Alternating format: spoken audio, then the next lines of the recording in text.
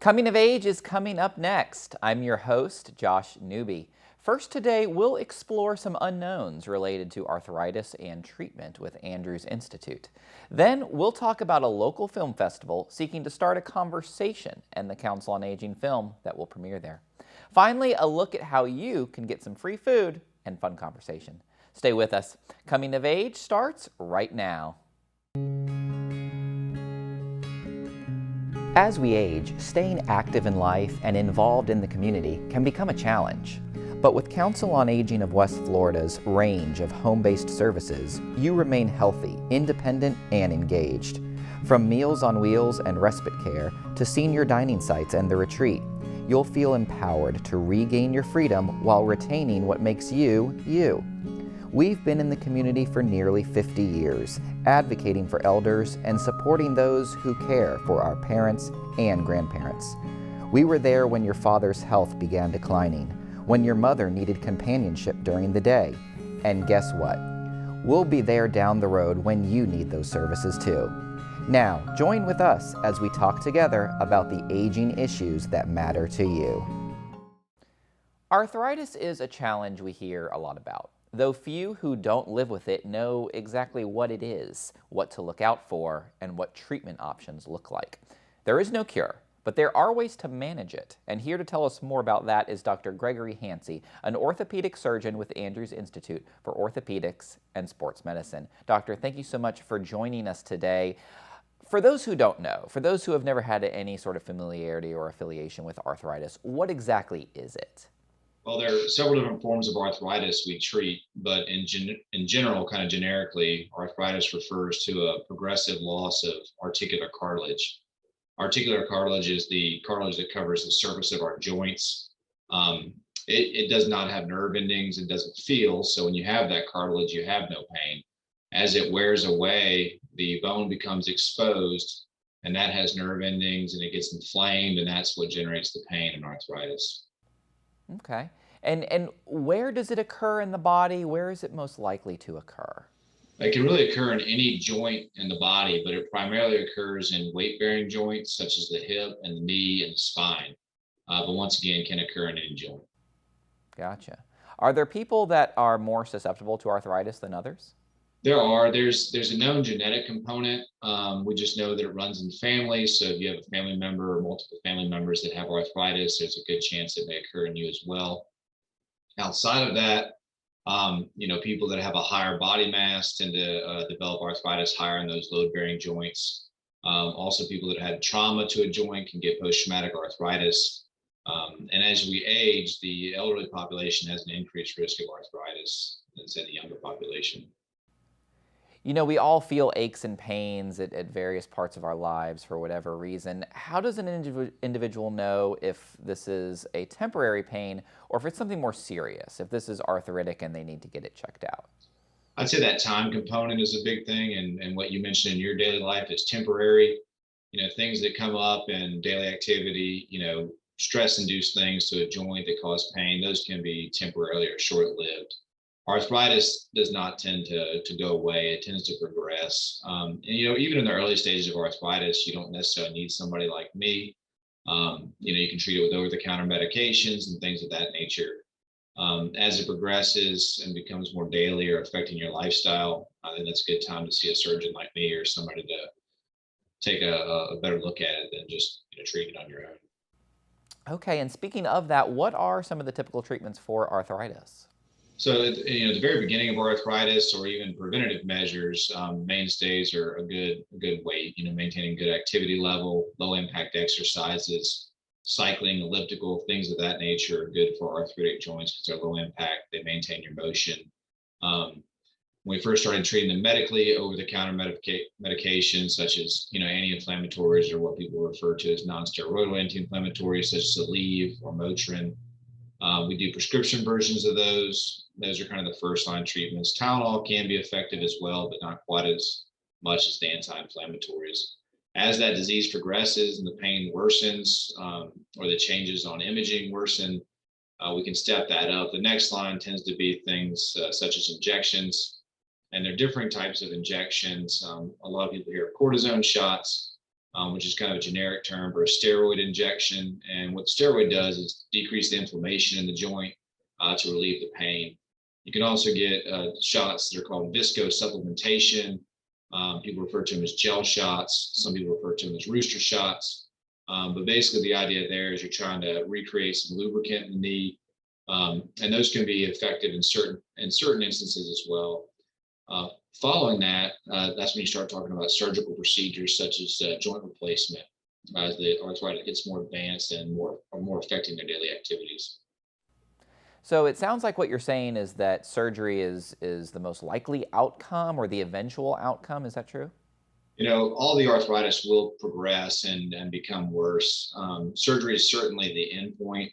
And the vast majority of patients that do get to at least a moderate or severe level of arthritic change on x-ray will progress to surgery. But for me, the surgery is a patient decision. That decision is made when they say, hey, I'm having this pain.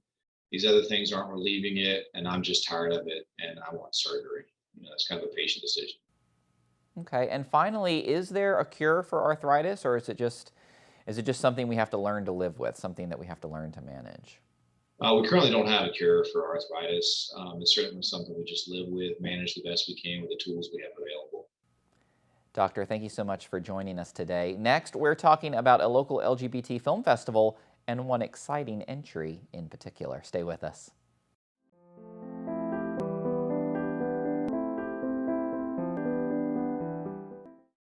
Transform your bathtub into a walk-in shower with TubCut. It's the greatest relief in the world being able to feel safe in the bathroom again. TubCut installs in 1 day, is 100% reversible, and has a lifetime factory warranty. I had shopped around because money is an issue, and I found that the TubCut was the most affordable choice. Get affordable, safe, and easy step-through access to your shower. Call TubCut at 850-529-7601.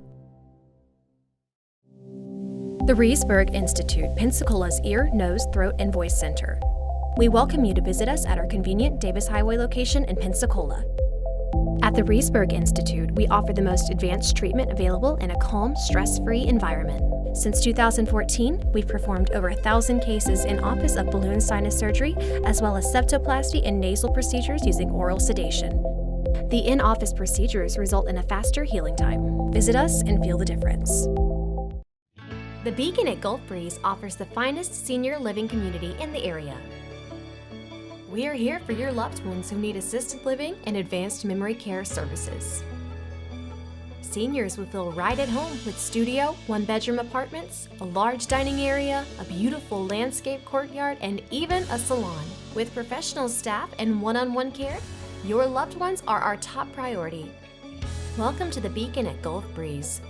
Welcome home.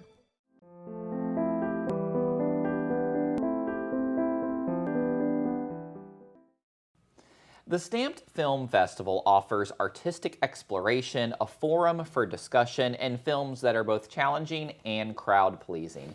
This year, the Fest is especially delighted to present a Council on Aging documentary on the lives of LGBT elder adults. Let's learn more about this fascinating experience, held right here in Pensacola, with David Newton, president of Stamped. David, thank you so much for coming on today. Yeah, thrilled to be Appreciate here. Really thrilled to be here. For those who have either never heard of it or maybe, they're on the margins of having heard about it, what is Stamped? How did it get started? Stamped Film Festival, actually this year would be celebrating its 10th year anniversary. Okay. However, with COVID, we didn't have a festival last year. Right. So we're picking up where we left off. This will be our 9th year. But 10 years ago, the festival got started out at UWF, as a matter of fact, with the Gay Student Organization, alongside of, at the current time, the LCLU director, Sarah Latshaw. Yes. She wanted to show a film that detailed the events of a lesbian and her ex-partner who they had an adoption scenario going on, and anyway, it was a way of trying to show the film. So she literally called up the director to show the film, and in the process, the director said, "Well, we only show them at festivals. Or do you have a festival?" And the witty and wonderful person that Sarah is said, "Yo, yes, of course we do," and therefore the festival. And got then born. reverse engineered it from there, right? That sounds like Sarah. So, for those who have never been to a film festival before, what is it like? What type of films are typically shown? So for our film festival, again, being an LGBTQ film festival, so we have, we get submissions every year, anywhere between 150, 200, 300 films come in that have to be reviewed by our submissions committee. Okay. They're winnowed down to be the, the best of the best, hopefully, out of that submission. And they can be anything from narrative films, documentaries, much like the one that Council on Aging has submitted, to animation, shorts, very popular part of our film festival showcase. We usually have a short film night. Okay. And so we have just a bunch of different films that come in around narratives, documentaries, as I mentioned. A lot of international submissions, actually, that will fall into any of those categories, actually. Okay. But they're specific to, again, the LGBTQ community. And we do a really good job, I believe, from what we get submitted, to try to make sure that we show and represent each letter of that alphabet, if you will. Lesbian, gay, bi, trans. And then even what kind of falls under a label of just queer film. Sure. So anything that sort of deals with a lot of different prejudice, orientation against the community, and sometimes just some artistic value of things that get submitted, and we do choose those things just for some, kind of levity in the festival and curiosity of things. Okay. You mentioned, obviously, this is the first festival post-COVID, or maybe in COVID, depending on how you look at it. Tell us how that looks. Dates, times, locations. So we've been very fortunate to partner with the Pensacola Little Theater. Sid Williams is actually on our board. He's the executive director over at Pensacola Little Theater as well. But we've had that partnership with them ongoing throughout the years. But we've landed there for the last 3 years now, which is a big boon to us because it's really quite difficult to be very itinerant in the community and pick up and move things. And actually, it's quite costly to do it that way too. So much like Council on Aging, we received a grant alongside of Pensacola Theater and one from Sunday's Child, another one of our LGBTQ-friendly grant organizations in the community. And we were able to win the grant for purchasing of a film quality screen and projector. And so that's been helpful. We're able to run the festival using that equipment, and we're there each year. Usually August is the festival. That's when the festival happens. This year. We pushed it a little bit further out for more planning opportunities because of COVID, and so we're running from November 12th, 13th, and 14th. We've usually have a 4-day run. But we kind of, just because of the challenges that COVID has presented, have only decided to do a 3-day this year. But we're very excited about the 3 days and, of course, the films that we've shown. Especially because we implemented, not last year, of course, but the year before, for the first time ever, what we consider or call a family-friendly day of the festival. I get asked that question all the time about the festival, right? Do you have a family-friendly, or is it family-friendly? And we're really proud and happy to say yes. We've really worked hard to try to choose films. Oftentimes we're just at the submission of what we get. So I can't always say that we could have curated a film festival that had family-friendly days, but we've tried to go after that a little bit harder and better so that we can get submissions to the festival that would cater to that need. And so we do have a selection of those that we're really thrilled again to show for the second time. Good. We have just about a minute left, but I want to make sure that I asked about Someone Waits for Me and pat myself on the back. Yes, as you should. Tell us about Someone Waits for Me. It's a great film. Thank you. Of course, we had some conversation about it initially. I got to see a rough draft of that, as you know, and was thrilled, just thrilled. And actually, I was just watching it again, knowing that we were going to have the interview, and got really emotional over it. Still got very emotional over it. The elderly population, gay elderly population, is oftentimes not thought of, I guess, with all the needs and the services that go along and the challenges that they have. But this film is beautifully made, beautifully done. Production, I'm thrilled to know that it was so locally done here, obviously, with a lot of our own artists and writers and production folk. So it's just an amazing film to have for us to be able to showcase, to premiere at the festival this year. That submissions committee I mentioned earlier also gave it all thumbs up. Exclusively. Excellent. So we're really excited about it. Good. Well, thank you for saying that, David. Yeah, of And course. speaking of, let's watch a trailer right now for Someone Waits for Me.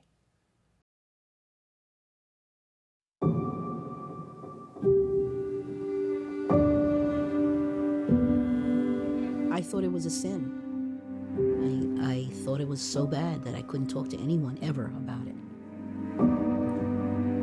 Here I live in this conservative community, and people don't understand why I'm out.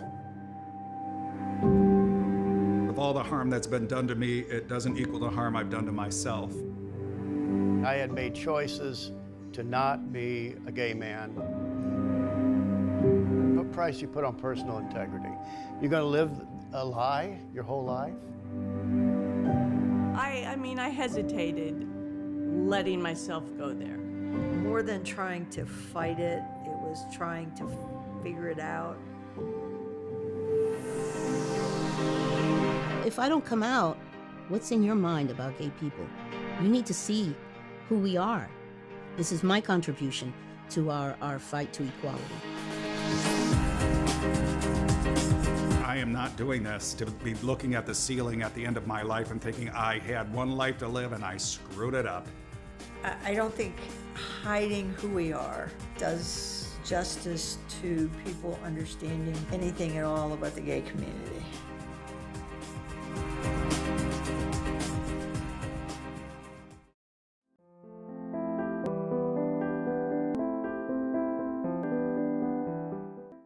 Since 1989, TLC Caregivers has been providing the special help people need to stay independent in their own homes.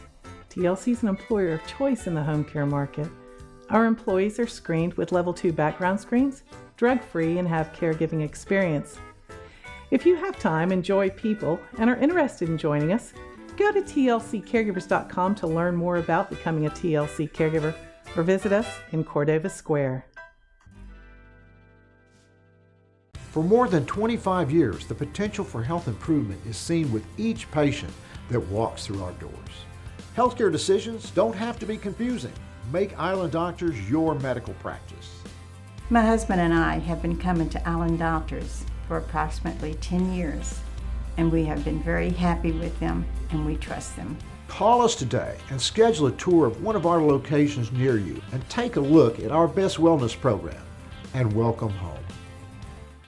When cancer tries to take you away from the things that matter most, Baptist Cancer Institute offers caring physicians and the most innovative treatment options. With convenient locations and a wide array of support programs and services, we're here to help you during the most difficult of times. As a member of the Mayo Clinic Care Network, we're bringing even more innovative cancer care to our community right here at home. When you need cancer care, we'll be there.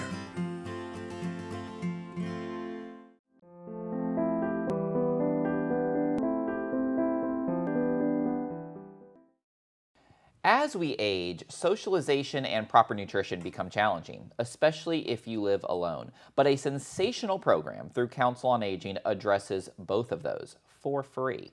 Craig Shoemaker with Council on Aging joins us now to give you the details on how you can start as soon as tomorrow. Craig, Mr. Shoemaker, thank you for coming on today. Hey, thank you very much for having me today. Tell me about the Senior Dining Site program. So our Senior Dining Site program is a beneficial program for everybody here in Santa Rosa and Escambia County. And basically what it is, we provide a hot lunch every day for our seniors to get out of the house, to go see their friends, to socialize, and just feel like they're always welcome, whatever they do. But it encourages them to enjoy themselves instead of sitting away at the house all the time. Because as we age, I mean, we've talked about before, we sort of withdraw into ourselves. They need a reason to get out of the house. Anything. What are the qualifications? Because it sounds like a social services program where you'll have to give your income and assets and there's be a long waiting list. Tell us about the qualifications. Actually, in reality, the only qualification is that you have to be minimum 60 years of age. Right. But it's not based on income. Right. There is no income requirement for it. It's just 60 and above. If you happen to be not 60 and you have a disability, you can still qualify for it, but you have to be associated with another senior to come into the program. Right. So it's actually a pretty good thing for them, even for themselves. So basically, if you're 60 or over, you qualify. Correct. That's it. That's right. Excellent. You mentioned Escambia and Santa Rosa counties. Of course, we serve both. And the locations are spread out across both counties. Tell us about that. In Santa Rosa County, we have 4 sites that are currently active. They offer sit-down service. They're at our Baghdad location, Baghdad Community Center, Chumuckla Community Center, the Holly Navarre E.H. Pullen Center, as well as Christ United Methodist Church. Okay. And so they offer activities every single day for these people to have lunch every day for a sit-down time. In Escambia County, Our sites are the Cobb Center, the Bayview Center, Westwood Homes, Gull Point, Century, Beulah, and Westminster Villages. Okay. You memorized all those. No, Good job. I know them all. Actually, there's several. There's 14 total. So a senior is watching this. They decide, this is a good option for them, 1 or several days a week. They want to get out of the house. How do they sign up?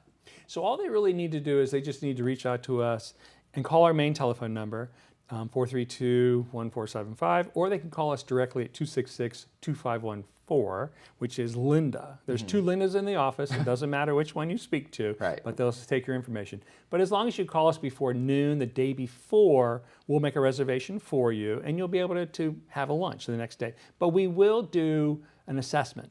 Right. Just information, how much do you eat, fruits and vegetables, things like that. And for the following day. Excellent. That's all you have to do. So a senior has never been to a dining site before. They are scheduled perhaps for tomorrow, let's say, going for their first day. It can be a little intimidating going someplace new the first day.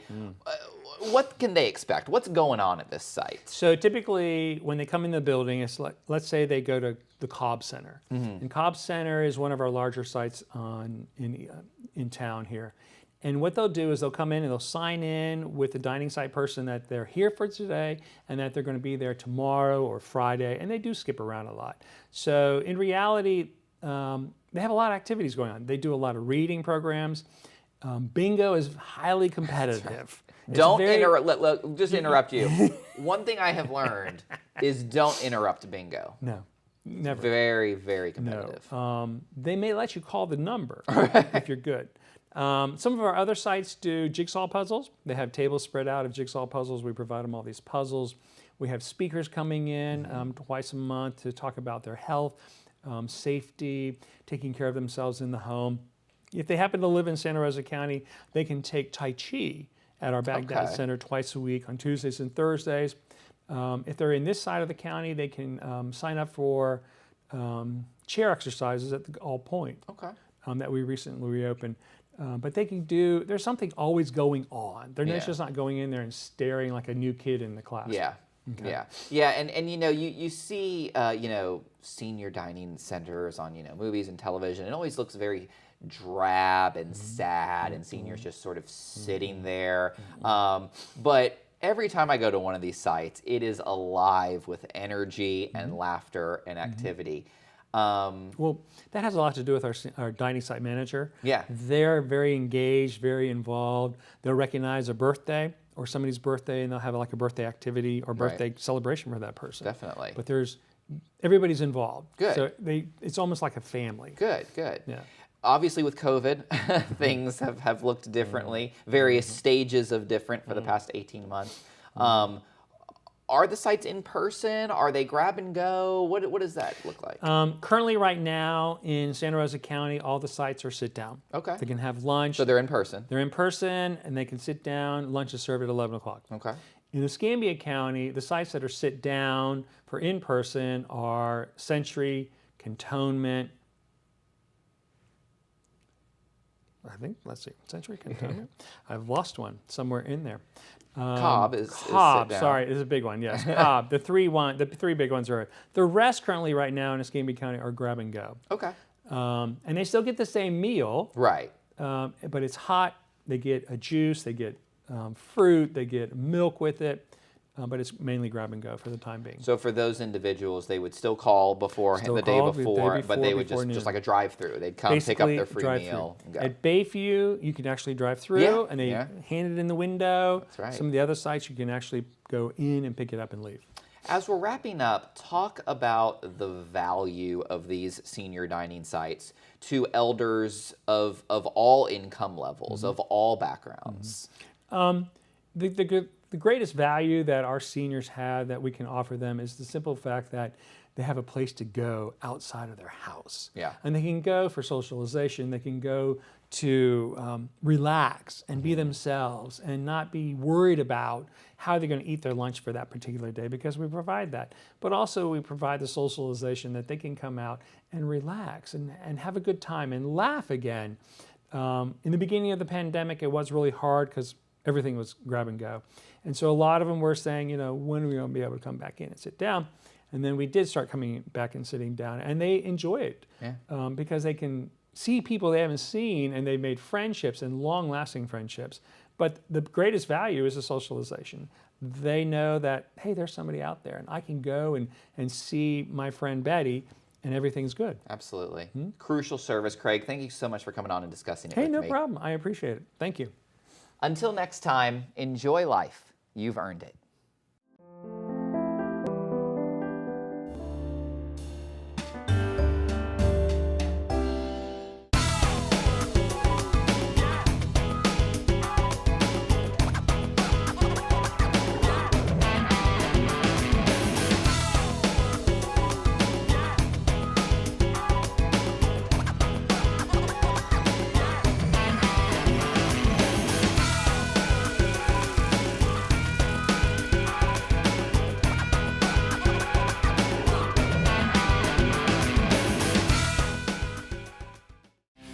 From the preps to the pros, we all know Northwest Florida is a great area for sports. So much passion, so many great athletes and coaches, all with incredible stories to tell.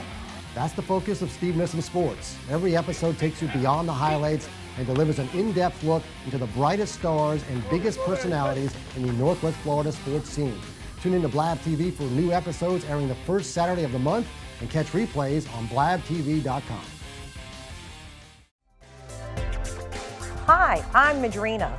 Be a mover and shaker in our community by helping others overcome problems ranging from health to substance abuse, from personal safety to neighborhood issues, from taking care of your kids to taking care of your parents. Come on our show and tell people how you did it. Be a community hero and watch Rolling with Madrina, Thursday nights at 8:30, only on Blab TV. When I was growing up, my mom was extremely tidy.